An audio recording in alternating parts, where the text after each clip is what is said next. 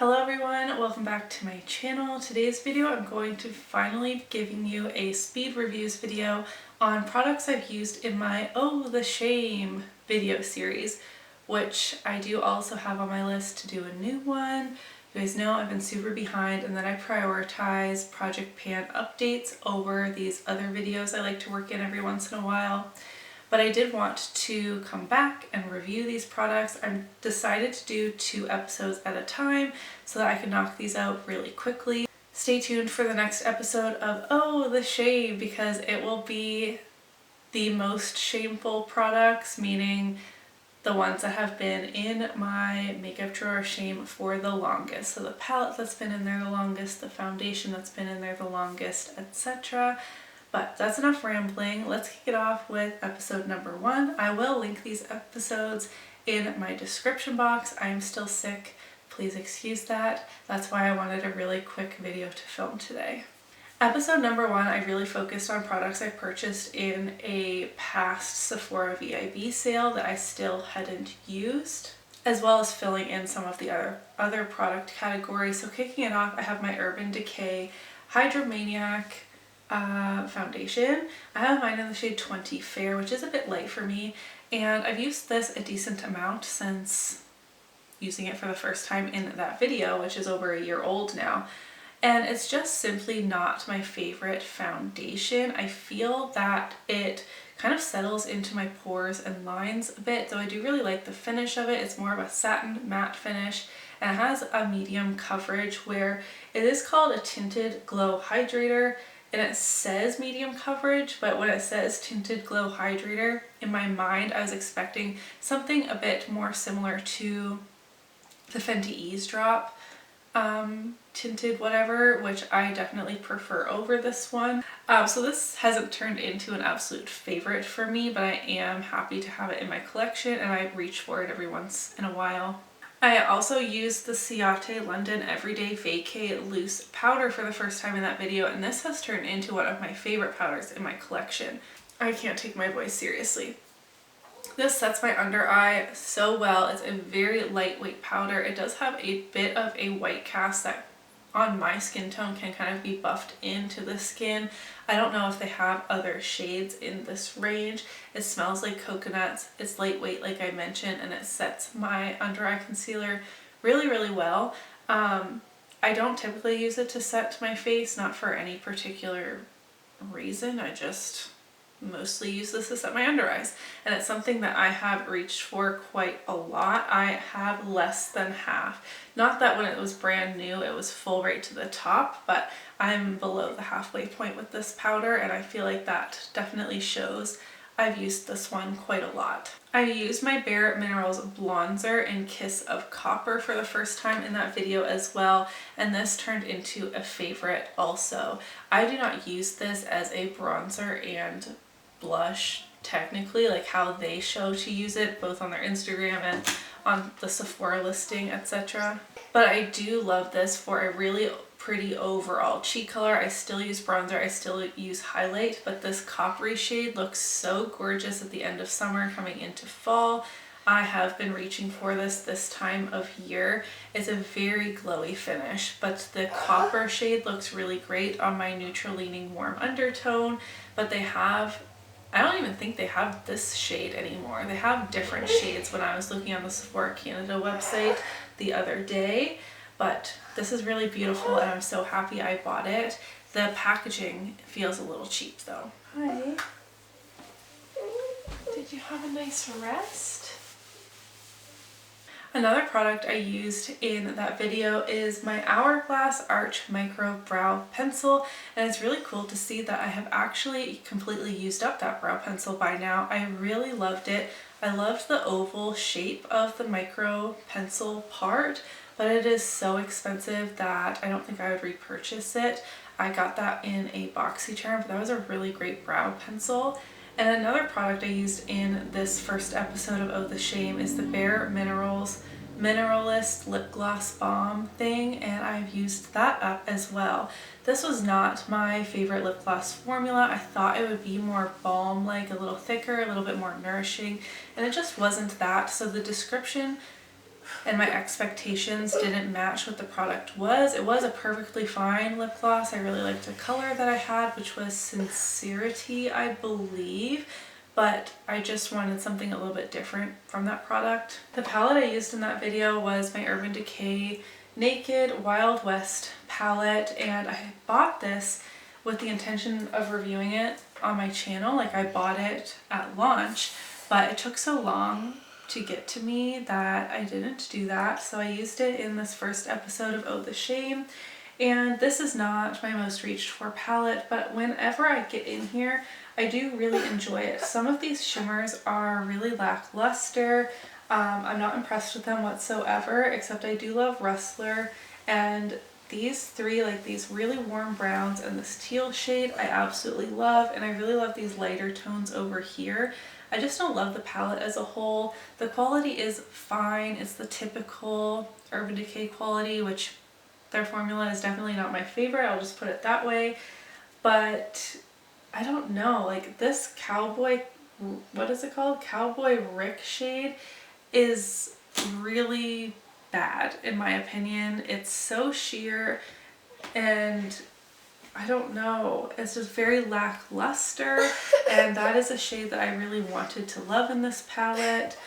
Hold 'em Up is also just so dry feeling, and it's been like that since the first time I used it, so this is not a palette that I would recommend. And the last product in that first episode of Oh the Shame is the Tarte highlight in the shade Stunner. This was kindly gifted to me by Cali Fab, and this is your basic highlighter. It is a light kind of champagne-y kind of shade. It's beautiful, it's smooth. Oh, I kind of put that on an eyeshadow, but it's nothing like super special in my collection. I do reach for it every once in a while, but I know that this formula is going to be pretty much impossible for me to hit pan on, so it's not something I've ever prioritized. There is 2.2 grams of product in here, which I feel like is a lot for a mini highlighter, and I don't know, it's just not special. It's good. It's a perfectly good highlighter. It's just never became my favorite. Now we're hopping into episode 2 of Oh the Shame, where I focused on more affordable products. I used a couple of e.l.f. products in this video because I had purchased a decently large order from e.l.f. Cosmetics for my birthday, which was in January, and the second episode of Oh the Shame went up that November, and I still hadn't used those items that I bought as a birthday present. So I have the Jelly Pop Dew Primer, which is not like my most favorite primer in my collection, but I really do enjoy this. It is a sticky gripping primer. It is definitely glowy. It smells kind of like watermelon Jolly Ranchers, and this definitely has a place in my collection. I really like this in the summertime when I feel like my foundation kind of slips off my face when I'm a bit more oily.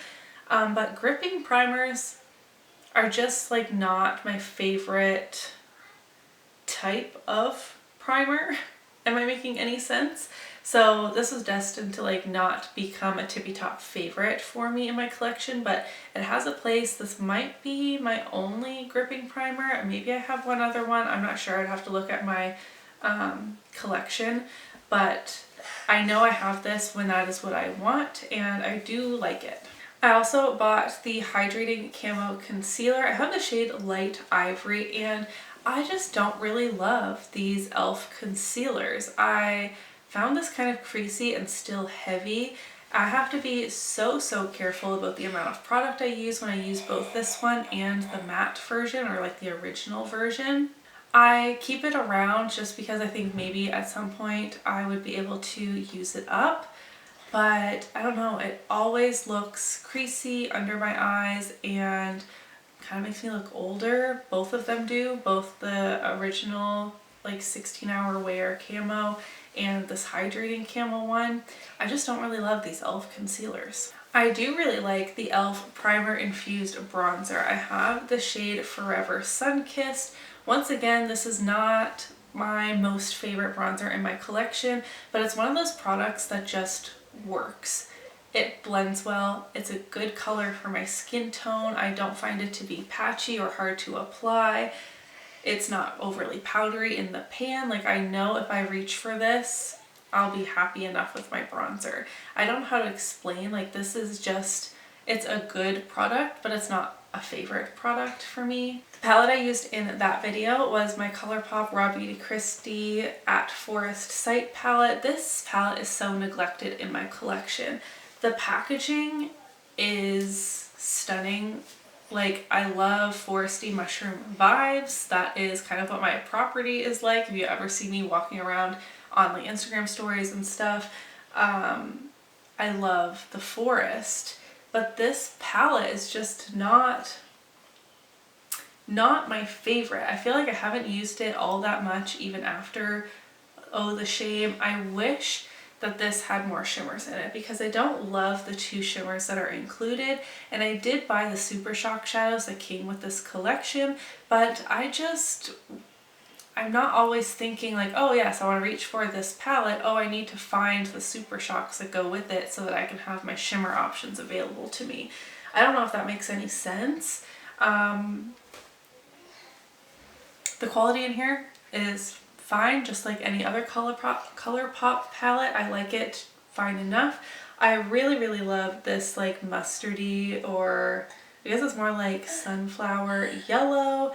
I like these greens down here. I like the shades, but I just never reach for it because I can't necessarily complete a full look how I want to complete a full look out of just this palette. And the last thing I used in episode 2 of Oh the Shame, also from the Raw Beauty Kristi collection, this is the Creme Gel Liner in Spare Time. And I actually reach for this semi-frequently. I'm using it today. It is a gorgeous dark green. I really like green eyeshadow, and when I want something a bit smokier in the waterline that's not a black to go with my green look, I'm reaching for this one. The packaging is rubbing off on it because I use it so much. I don't expect there to be really like progress shown on this liner because I find it impossible to use up these Colourpop Creme Gel liners, but I really do like these. I love the Colourpop Creme Gel liners. I find them to be very long lasting, both impossible to pan wise, but also when I put them in my waterline, I trust that they are going to stay there. But they do dry out in the component and can be kind of tricky in that they may break or just completely fall out on the floor, which is a bit frustrating. But those were my speed reviews on all of the products I used in the first 2 episodes of Oh the Shame. I love that series so much. I just haven't been filming much like makeup application videos on my channel the last couple of years. I keep saying I want to change that, and I really wish that I could. It's just the filming situation makes it a little bit tricky. My voice is trying to disappear on me. I hope you enjoyed this video. I will do episodes 3 and 4 next time. If you did enjoy this video, don't forget to give it a thumbs up so that I know, and I will see you in my next one. Bye!